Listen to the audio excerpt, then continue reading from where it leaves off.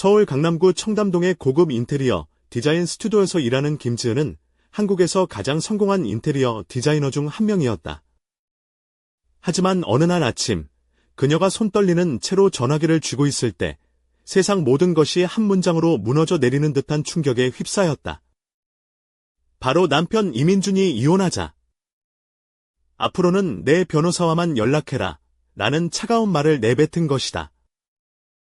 지은의 내면은 무언가 끔찍한 비밀이 곧 드러날 것임을 직감했지만 그녀는 앞으로 펼쳐질 배신의 서막을 전혀 상상하지 못했다.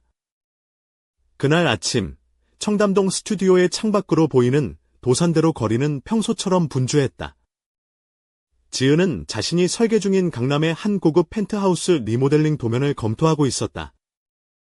그러던 중 전화가 울렸고 화면에 남편 이민준의 이름이 떴다. 지은은 익숙한 이름에 잠시 심장이 두근거리며 목소리에 미소를 담아 전화를 받았다. 여보, 잘 지냈어? 하지만 수화기 너머에서 들려온 침묵은 그녀를 당황하게 했다. 지은 씨, 솔직히 말할게. 우리 이혼하자. 민준의 목소리는 차갑고 무심했다. 마치 전혀 다른 사람이 된 것 같았다. 지은은 놀라 펜을 떨어뜨렸고 책상 위에서 구르는 소리가 조용한 방 안에 메아리 쳤다. 뭐라고? 무슨 소리야? 그녀는 숨이 막히는 듯 속삭였다. 이미 변호사를 선임했어. 박진우 변호사, 강남역 근처에 사무실이 있어. 앞으로 모든 연락은 그를 통해서 해. 그가 말했다. 드라마 같은 건 원하지 않아. 그냥 깔끔하게 끝내자. 지은은 의자를 세게 밀처벽에 부딪히게 했고 떨리는 목소리로 되물었다. 어젯밤까지 괜찮았잖아. 바닷가 휴가 계획도 세우고 있었는데 왜 갑자기 이러는 거야? 이미 마음을 정했어. 오늘 오후 3시에 변호사 사무실에서 봐. 그리고는 전화를 끊었다. 그녀는 전화기를 귀에 붙인 채 그가 다시 말하기를 기다렸지만 끊긴 전화기에서 들리는 삐 소리와 심장 박동 소리만이 방 안을 메웠다. 그때 비서 박수진이 걱정스러운 얼굴로 커피 한 잔을 들고 문가에 나타났다. 지은 씨, 괜찮으세요? 지은은 겨우 목소리를 내며 말했다. 오늘 약속 전부 취소해줘. 내일도 마찬가지야. 몇 시간 동안 지은은 민준에게 수십 번 전화를 걸었다. 모든 전화는 바로 음성사서함으로 넘어갔다. 문자 메시지로 이유를 물었지만 돌아온 답장은 변호사 사무실 주소와 약속 시간뿐이었다. 오후 2시 30분, 지은은 청담동의 한 고급 빌딩 앞에 서 있었다. 그녀가 입은 검은색 원피스는 몸에 딱 맞았고 살짝 올라간 치마 끝자락이 다리선을 드러내며 우아함과 은근한 매력을 동시에 뽐냈다. 발에는 하이힐 대신 세련된 로퍼를 신고 있었는데 긴장과 불안으로 손이 떨려 자꾸 옷깃을 만졌다. 강남역에서 불어오는 바람이 그녀의 흑담빈 머리카락을 흩날렸지만 지은은 그저 무거운 마음을 달래려 애썼다. 20층에 위치한 박진우 변호사의 사무실로 들어서자 짙은 갈색 마호가니 책상 뒤에 앉은 40대 중반의 남자가 냉담한 미소를 띠고 있었다. 김지은 씨, 앉으세요. 그는 손도 내밀지 않았다. 그의 태도는 철저히 업무적이었지만 동시에 차갑고 기계적이었다. 남편분께서 상황을 설명하셨을 겁니다. 아니요, 아무 말도 없었어요. 그냥 이혼한다고만 했죠. 어제까지만 해도 아무 문제 없었는데. 지은은 가방을 꼭 안고 의자 끝에 앉았다. 박진우 변호사는 두꺼운 서류초를 꺼내 그녀에게 넘기며 말했다. 남편분께서 분명한 의사를 밝혔습니다. 이혼 절차는 협조하든 안 하든 진행될 겁니다. 하지만 합리적으로 임하는 게 모두에게 좋겠죠? 그의 합리적이라는 단어에 지은의 등골이 오싹해졌다. 그게 무슨 뜻이죠? 남편분은 재산 보호를 위해 법적 장치를 마련해 두셨습니다. 대부분의 부동산과 금융자산이 그의 명의로 되어 있고, 이 문서들은 작년 세금 최적화를 위해 서명하신 것들입니다. 지은은 손이 떨리는 채 문서들을 받아들었다. 서명은 분명 그녀의 것이었지만 글자들은 낯선 외국어처럼 무의미하게 느껴졌다. 그때는 세금 문제 때문에 서명했을 뿐이에요. 남편이 뭐라 했든 상관없어요. 지금 중요한 건 서명한 내용입니다. 박 변호사는 냉담하게 말했다. 이 문서에 따르면 지은 씨는 주요 자산에 대한 권리를 포기했고 남편분은 관대한 보상으로 5천만 원과 30일 내 퇴거를 제안했습니다. 5천만 원. 서울 강남에서 2달도 못 살아요. 지은은 바닥이 흔들리는 듯한 기분에 휩싸였다. 저도 이 집 사는데 도움을 줬고 제 사업도 같이 성장시켰어요. 그 사업은 최근 고객을 잃으며 어려움을 겪고 있다고 들었습니다. 남편분 말씀으로는 몇몇 중요한 계약이 해지되었다네요. 감정 문제 때문이라나요? 박 변호사가 무심하게 슈러그드 어깨를 으쓱했다. 그 말이 지은에게는 냉수 한 바가지처럼 다가왔다. 최근 몇몇 계약이 끊긴 건 사실이지만 남편이 고객들에게 뒷담화를 했을 거라고는 꿈에도 몰랐다. 지금 당장 남편분과 통화하고 싶어요. 그건 불가능합니다. 모든 연락은 저를 통해서만 하셔야 합니다. 박 변호사가 서류를 집어넣으며 말했다. 자신의 변호사를 선임의 문서를 검토하시길 권합니다. 모든 게 완벽한 법적 장치 아래 있으니까요. 남편분이 꽤 공들여 준비했답니다. 지은은 그 말을 듣는 순간 자신이 사랑했던 남자가 얼마나 치밀하게 그녀를 무너뜨릴 계획을 세웠는지 비로소 깨달았다. 그가 준비한 모든 서류, 모든 대화, 모든 작은 행동이 그녀를 파괴하기 위한 계산된 전략이었다는 사실이 머릿속에 폭풍처럼 몰아쳤다.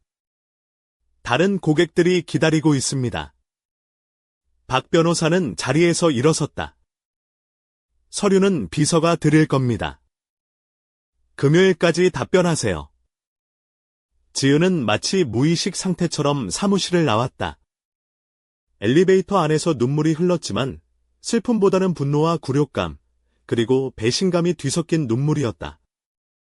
로비에서 엘리베이터가 열리자 그녀의 휴대폰이 울렸다. 모르는 번호였다. 메시지를 열어보니 이혼 축하해요. 이제 불필요한 짐을 내려놓을 때가 됐네요. 나는 글과 함께 사진 한 장이 첨부되어 있었다. 사진 속에는 남편 민준과 젊은 여성이 고급 레스토랑에서 웃으며 손을 맞잡고 있었다. 그 장소는 바로 5주 전, 둘의 결혼 5주년 기념일에 민준이 지은을 데려갔던 곳이었다. 엘리베이터 문이 닫히는 사이, 지은은 로비 창가 근처에서 전화를 받으며 웃고 있던 박 변호사의 목소리를 들었다. 네, 완전히 속았어요. 민준 말이 맞아요. 너무 순진했죠. 이건 생각보다 훨씬 쉬울 겁니다. 그 순간, 지은 안에서 무언가 부서졌다. 하지만 그것은 그녀의 정신이 아니라 그날 아침까지 자신이었던 순진한 여성을 묶어두던 마지막 사슬이었다. 전쟁의 시작이었다. 이틀 후, 강남역 근처 커피숍 앞에서 검은색 BMW에 앉아있는 김지은의 눈빛은 예리하게 빛났다. 손에는 식은 커피잔이 들려 있었지만 떨림은 놀람이나 충격 때문이 아니라 오랜 시간 불태워온 분노의 불꽃 때문이었다. 그녀는 지난 48시간 동안 한숨도 자지 않고 남편 이민준이 숨겨온 모든 서류와 대화를 파헤쳤다. 그리고 오늘 오후 그 분노가 결실을 맺을 순간이 다가오고 있었다. 6시 30분, 민준이 회색 정장을 입고 빌딩 밖으로 나왔다. 그 정장은 지은이 생일 선물로 준 것이었고 그가 입을 때마다 너무 멋져 보여서 심장 떨린다고 했던 바로 그 옷이었다. 아이러니컬하게도 오늘은 그가 거짓말쟁이로 변신한 날이었다. 민주는 고급 브랜드 쇼핑백 2개와 빨간 장미 꽃다발을 들고 있었다. 그 장미는 과거 지은에게 사랑을 고백하던 때마다 사오던 꽃이었다. 지은은 조용히 시동을 걸고 민준을 따라갔다. 차창 너머로 그의 움직임을 숨죽여 지켜보았다. 민준은 강남의 번화가를 벗어나 낯선 주택가로 차를 몰았다. 마침내 그는 유리 외벽과 발코니가 화려한 고급 아파트 단지 앞에 멈춰 섰다. 지은은 차를 조금 떨어진 곳에 세우고 조심스레 걸어갔다. 입구에 있는 인터폰 명부에서 김12B를 발견했다. 김소영 민준이 몇 달 전 소개했던 신임 비서의 이름이었다. 그 젊고 능력 있는 여성이 바로 이 집에 살고 있었다니. 아파트 12B5 창문 너머로 보인 장면은 지은의 숨을 막히게 했다. 민준은 재킷 없이 셔츠만 입고 샴페인을 따르고 있었고 빨간색 드레스에 몸매가 돋보이는 김소영이 그에게 팔짱을 끼고 소파에 앉아 있었다. 그 소파는 지은이 자신 집에 들이려 했던 이탈리아 명품 소파와 똑같은 모델이었다. 민준은 그 소파를 돈 낭비라며 거절했지만 지금은 이곳에서 호화로운 시간을 보내고 있었다. 20분 동안 지은은 숨죽이며 두 사람의 사랑 노름을 지켜보았다. 민준이 과장된 몸짓으로 뭔가 흉내내자 김소영은 배꼽을 잡고 웃었다. 지은은 그 말 없이도 무슨 상황인지 알 수 있었다. 민준은 자신이 얼마나 순진한 아내였는지 희화화하며 비웃고 있었다. 내가 정말 바보였구나. 그녀는 속삭였지만 곧 냉철하게 고쳐 말했다. 아니, 그가 너무 교활한 거야. 휴대폰을 꺼내 사진을 찍기 시작했다. 민준은 샴페인 잔을 들어 건배했고 김소영도 따라했다. 두 사람의 입술 움직임은 자유라는 단어를 말하고 있었다. 마치 지은이 자신을 가두는 감옥이었던 것처럼. 그 순간 지은은 테이블 위에 놓인 봉투 하나를 발견했다. 부동산 중개업소 로고가 선명한 그 봉투에는 매매 계약서라는 글자가 적혀 있었다. 지은과 민준이 함께 산 집의 계약서였다. 그가 집까지 팔아버리다니. 숨이 턱 막혔다. 민준은 그녀를 완전히 배신했고 앞으로 남은 것은 텅 빈 집과 빚뿐이었다. 그녀가 차에 기대어 다리를 붙잡고 있을 때 은행 알림이 울렸다. 500만 원 이체 완료. 지은은 순간 눈앞이 캄캄해졌다. 그녀가 신청한 적 없는 돈이었다. 은행 앱을 열어보니 긴급 자금용 저축계좌가 완전히 비어 있었다. 민준이 그녀 몰래 돈을 모두 빼간 것이었다. 멀리서 민준은 김소영에게 무언가를 보여주며 환하게 웃고 있었다. 지은은 그 모습을 바라보며 냉정한 결심을 다졌다. 그는 나를 배신했을 뿐 아니라 돈과 미래까지 훔쳐갔다. 하지만 내가 무너지진 않을 거야. 휴대폰으로 더 많은 사진을 찍으며 지은은 차에 올라탔다. 민준은 자신의 완벽한 계획이 성공했다고 생각했겠지만 그가 저지른 첫 번째 실수는 자신을 너무 얕본 것이었다. 이제부터는 지은이 사냥꾼이었다. 집에 돌아온 지은은 민준의 서재로 향했다. 그가 몇 달간 치밀하게 준비한 증거를 찾기 위해서였다. 서랍을 열었을 때 그녀는 작은 봉투 하나를 발견했다. 이게 뭐지? 봉투에는 방금 봤던 아파트 주소가 적혀 있었다. 그리고 봉투에는 김민준 명의로 된 6개월 전 날짜의 임대 계약서가 들어 있었다. 6개월 동안 이중 생활을 해왔단 말인가? 그녀는 의자에 앉아 웃음을 터뜨렸다. 그 웃음은 기쁨이 아니라 이제 막 상대의 게임을 이해한 자의 냉소였다. 하지만 진짜 게임은 이제부터 시작이었다. 세 주가 지나고 서울 종로구 안국동의 고급 카페에서 김지은은 대학 시절 절친인 박소영과 마주 앉아 있었다. 테이블 위에는 서류와 노트북, 영수증, 금융 기록들이 마치 범죄 현장처럼 흩어져 있었다. 소연의 얼굴에는 전문가다운 놀라움과 개인적인 분노가 뒤섞여 있었다. 지은아, 이건 내가 생각한 것보다 훨씬 심각해. 소연이 무거운 숨을 내쉬며 말했다. 얼마나 심각하다는 거야? 지은은 이미 마음 한켠에 두려움을 품고 있었지만 진실은 알고 싶었다. 작년 내가 서명한 서류들은 단순한 자산 이전이 아니야. 민준이 법적 장치를 만들어서 내가 결혼 기간 동안 취득한 자산에 대한 권리를 모두 포기하게 만들었고, 심지어 그가 몰래 쌓아온 빚까지 떠안게 했어. 지은은 입안에서 커피 맛이 씁쓸해지는 걸 느꼈다. 빚을 하니? 무슨 빚? 개인 대출 2억 원 가까이. 그걸 집을 담보로 빌렸어. 네가 모르는 사이에. 그리고 주식 투자 실패도 꽤 있어. 제일 웃긴 건 회사 경비로 분류된 지출 중 상당수가 고급 쇼핑과 여행비였다는 거야.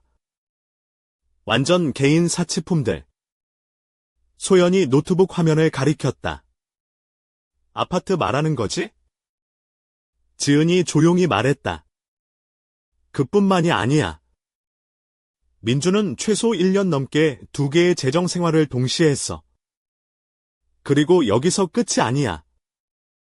소연은 목소리를 낮추며 말을 이었다.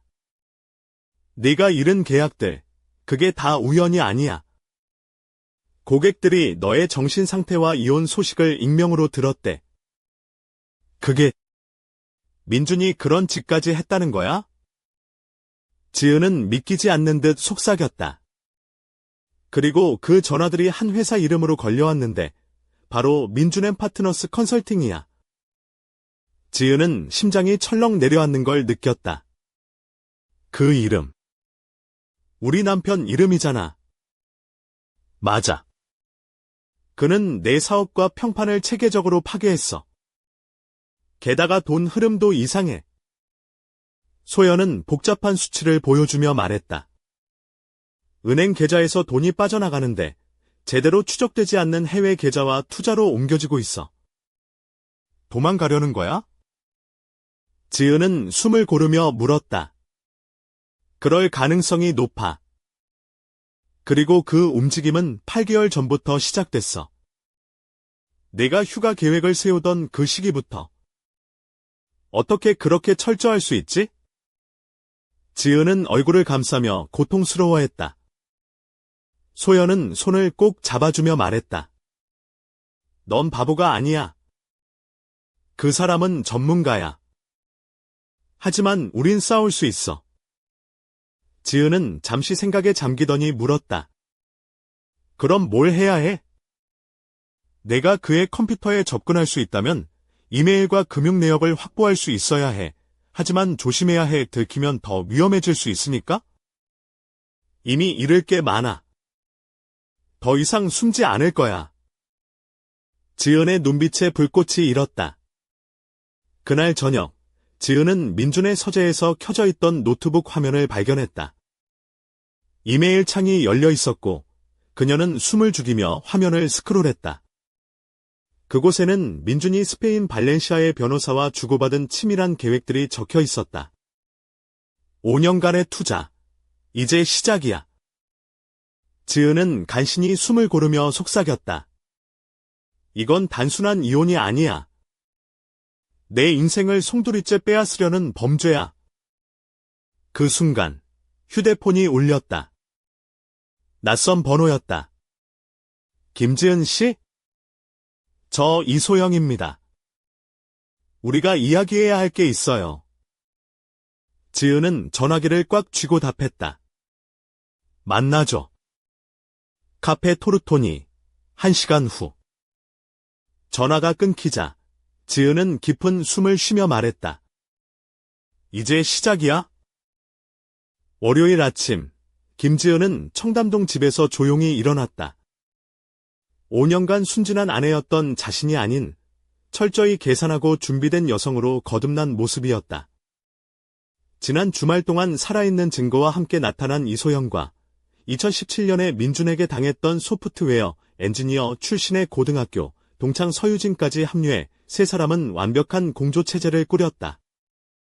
지은은 처음 입었던 검은색 원피스를 다시 꺼내 입었다. 이번에는 전혀 다른 이유였다. 그 옷이 그녀의 단단한 결의와 냉철한 전략을 상징하는 것처럼 느껴졌다. 오전 10시, 청담동에 위치한 박진우 변호사의 사무실에 들어섰을 때 변호사는 이제 익숙한 근행소 어린 미소를 지었다. 그러나 그는 지은의 눈빛에서 단호함과 침착함을 잊지 못했다. 김지은 씨, 이제 좀 이성적으로 행동하시겠군요. 박 변호사가 말했다. 네, 이성적입니다. 그런데 몇 가지 서류에 대해 질문이 있어요. 지은이 우아하게 다리를 꼬고 앉았다. 물론이죠. 어떤 부분이 궁금하신가요? 지은은 핸드폰을 꺼내 테이블에 올리며 말했다. 작년 제가 서명한 문서들, 정확히 어떤 내용인지 다시 설명해 주시겠어요? 변호사는 약간 짜증난 듯 서류철을 펼쳤다. 세금 최적화를 위한 자산 이전 계약입니다. 그 계약서에 따르면 저는 강남집과 공동 계좌에 대한 모든 권리를 포기했죠? 맞습니다. 그리고 남편분이 담보로 한 빚들에 대해서도 책임을 지게 되셨고요. 변호사가 얼굴을 찡그렸다. 법조계에서 흔한 일이죠? 지은이 차분히 물었다. 박 변호사의 얼굴이 창백해졌다. 그런 경우도 있습니다만. 그럼 안도라와 발렌시아에 있는 해외 계좌는요? 지은이 부드럽지만 단호하게 말했다. 죄송합니다만.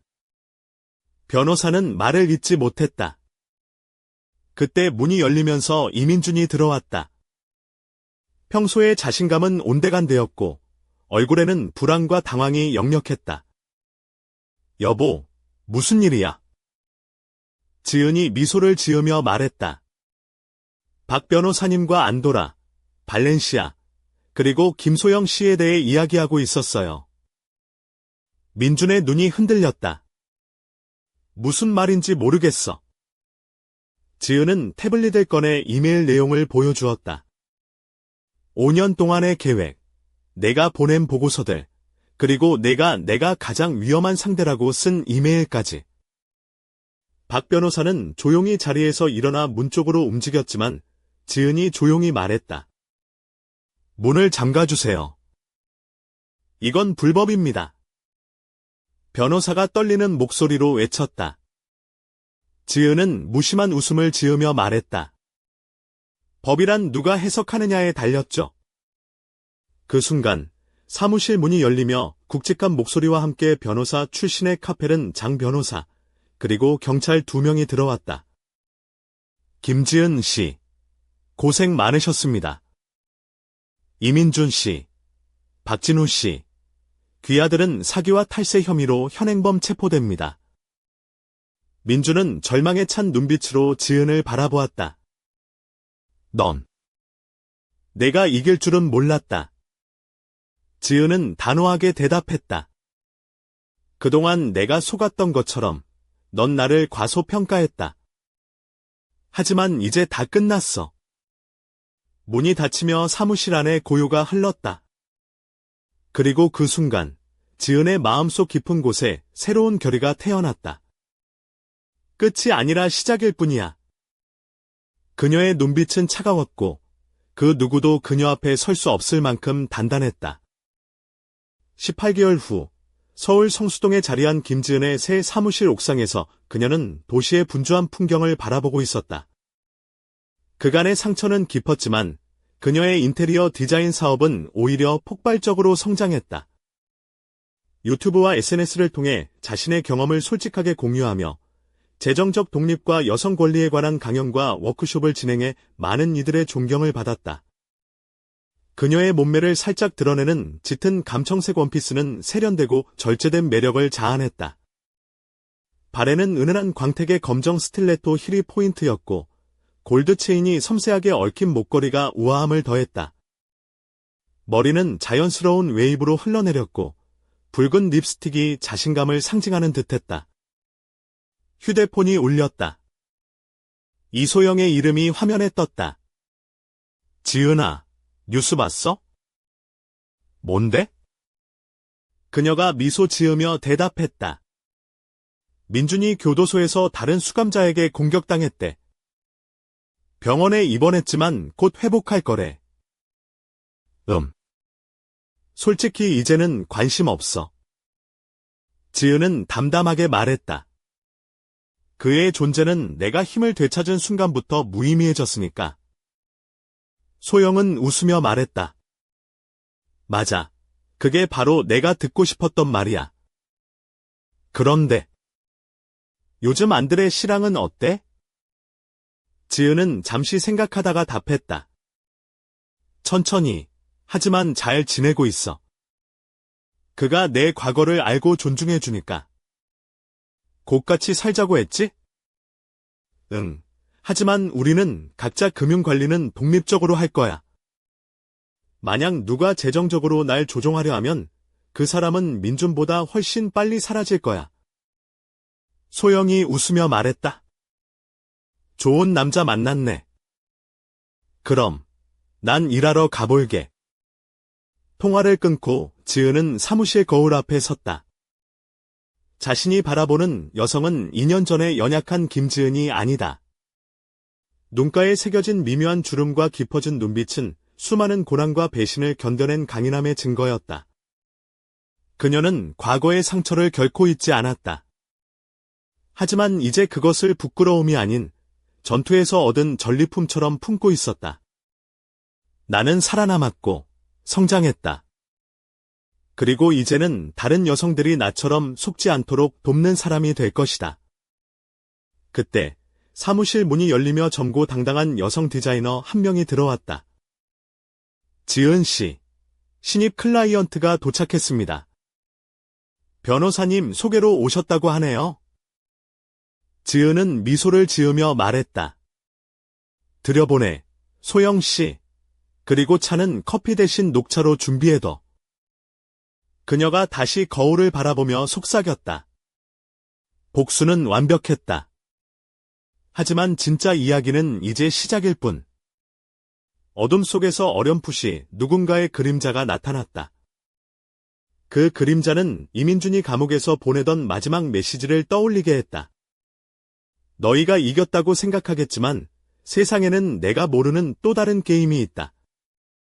그림자가 서서히 사라지면서 남은 건 지은의 단호한 눈빛과 다가올 미지의 위협뿐이었다.